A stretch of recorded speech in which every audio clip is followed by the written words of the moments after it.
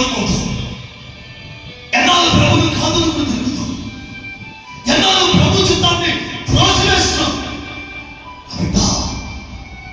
ఎన్నాళ్ళు దేవుని శక్తికి దూరం అయిపోతావు, ఎన్నాళ్ళు దేవుని విడిచిపెట్టి తిరిగి అనుభవంలోకి వెళ్తావు.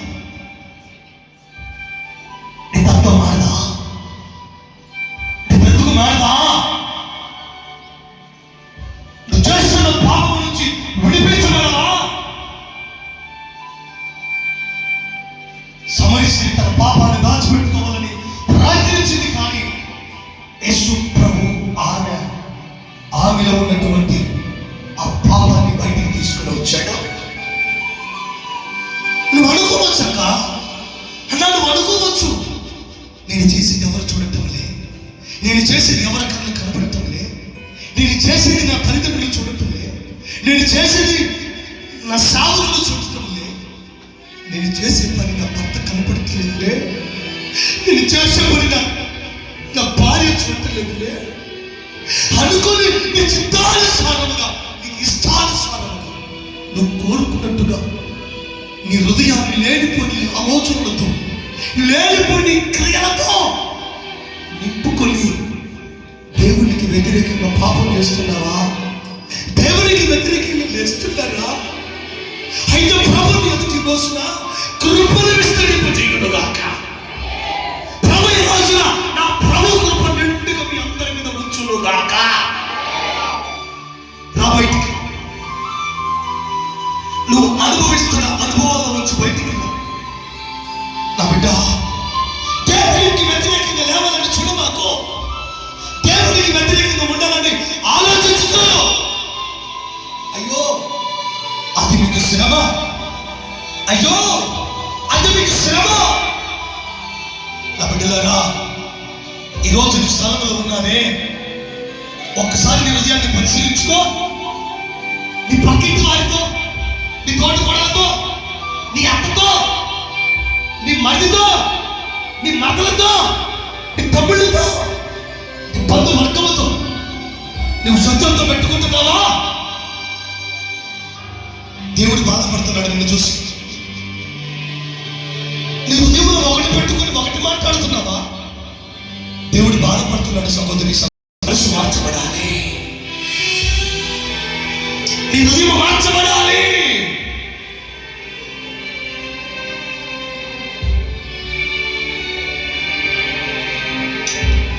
నీకు రావాల్సిన మేలులు, నీకు జరగాల్సినటువంటి దీవెనలు, నీకు జరగాల్సిన కార్యాలు, నువ్వు పొందుకోవాల్సిన మేలులు అన్ని ఆగిపోయి అక్కడ కారణం పెట్టి చెప్తాడా? నీ హృదయంలో ఎవరో ఉన్నారు. నీ హృదయంలో దేవుడు కాక మరొకటి ఉంది. దేవుడు తప్ప అన్ని నీలో ఉన్నాయి, కానీ దేవుడే నీ హృదయంలో లేడమ్మా. యేసు ప్రభు నీ సొంత రక్షకుడిని అంగీకరించరాదు. బాప్తిసం పొందకపోతే బాప్తిసం పొందండి. నీ గుట్టు రొట్టు కాక మునిపే నువ్వే గుట్టు దాచినా, లో గుట్టు దాచినా, ఏదో ఒక రోజునైనా నీ గుట్టు రొట్టు చేస్తాడు. జాగ్రత్త నా బిడ్డ. యేసు ప్రభు నిన్ను ప్రేమిస్తున్నాడన్న సంగతిని నువ్వు మర్చిపోతున్నావా? ఆయనకి నువ్వంటే ప్రేమ, ఆయనకి నువ్వంటే మహా ఇష్టం. నీకోసం ఎంత దూరం రాగలిగిన, నీకోసం ఎంత ప్రయాణమైన చేయగలిగిన దేవుడు ఆయన. నీకోసం తన ప్రాణాన్ని పెట్టిన యేసు ఆయన. పాపముల కొరకే, శాపముల కొరకే, మనం పొందుకుంటున్న శ్రమల కొరకే, మనలో కలిగిన సాతాను తలపుల కొరకు విడిపించడానికి యేసు నా కొరకు నీ కొరకు ప్రాణం పెట్టాడమ్మా. బిడ్డ, యేసు ప్రభువును అంగీకరించడానికి భయపడుతున్నానే? యేసు ప్రభువుకి నీ భక్తి చూపించడానికి ఎందుకు నటిస్తున్నావు? ఇంకా మనసులో ఒకటి పెట్టుకుని, మనసులో ఒకటి దాచుకొని ఇంకా నువ్వు జీవిస్తున్నావేమో. సమరస్త్రీ జీవితంలో జరిగిన అద్భుతం ఈ రోజు నీ జీవితంలో కూడా మాట్లాడుతున్నాడు. సమరస్త్రీ తన పాపాన్ని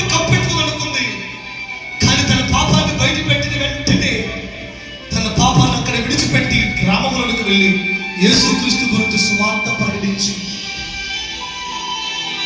ఈ రోజుల్లో కూడా ఎక్కడో ఒక చోట తగ్గిపోయి ఉంటాం, ఎక్కడో ఒక చోట నలిగిపోయి ఉంటాం, ఎక్కడో ఒక చోట దేవుణ్ణి చేజార్చుకుని ఉంటాం, ఏదో ఒక స్థలములో నువ్వు దేవుణ్ణి మర్చిపోయి ఉంటావు, ఏదో ఒక సందర్భంలో ఆయన్ని విడిచిపెట్టిన వాడవై ఉంటావు.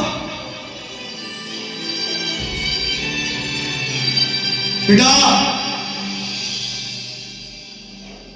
నీ బ్రతుకును మార్చుకో. బిడ్డా, నీ హృదయాన్ని మార్చుకునే రోజు. నీ లోగుట్టును బయట పెట్టగలిగిన వాడు దేవుడు. జాగ్రత్త. నిన్ను చూసేవాడు చూస్తున్నాడు.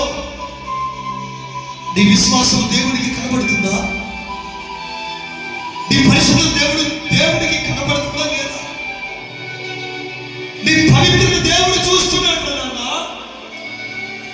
నేను మనసులో ఎందు పెట్టుకుని ఇంత ప్రశ్నలు చేసిన పరలోకానికి పోనే. హృదయం పిండబడాలా, హృదయం పరిశుద్ధపరచబడాలా, తలంపులు పరిశుద్ధపరచబడాలా, నరకలు పరిశుద్ధపరచబడాలా, క్రియలు పరిశుద్ధపరచబడాలా. అమ్మా, సమరయ స్త్రీని చూడమ్మా ఒకసారి.